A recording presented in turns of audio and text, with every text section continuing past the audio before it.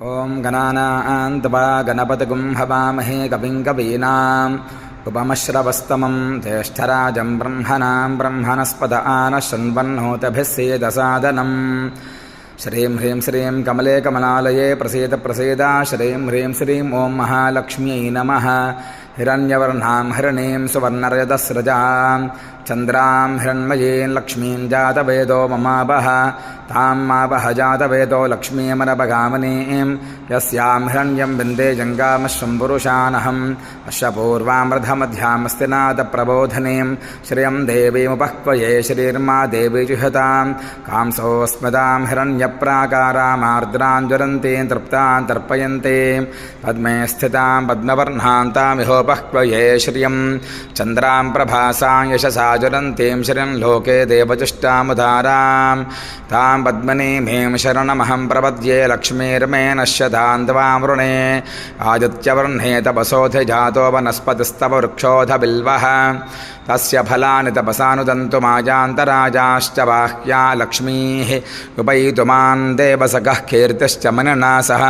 प्रादुर्भूतोऽस्मि राष्ट्रेऽस्मिन् कीर्तिमृद्धिं ददातु मे क्षत्पिपासामला ज्येष्ठां लक्ष्मीर्नाशयाम्यहम् अभूतिमसमृद्धिं च सर्वान् दुर्नुत मे गृहातु गन्धद्वारान्त्वराधर्षा नित्यपुष्टाङ्करीशनीम्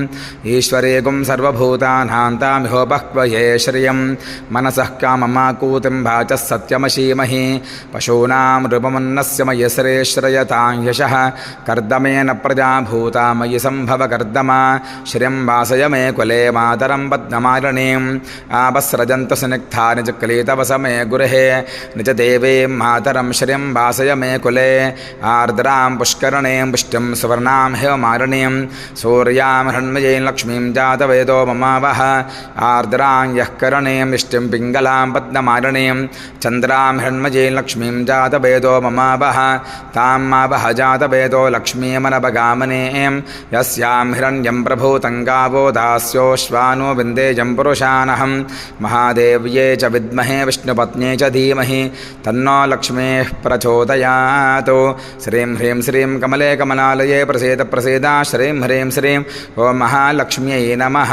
सहना भवतु सहनौ भुनक्तु सह वीर्यं करवावहै तेजस्विनावधीतमस्तु मा विद्विषावहै। ओं शान्तिः शान्तिः शान्तिः। जय बोलो महालक्ष्मी माता की जय।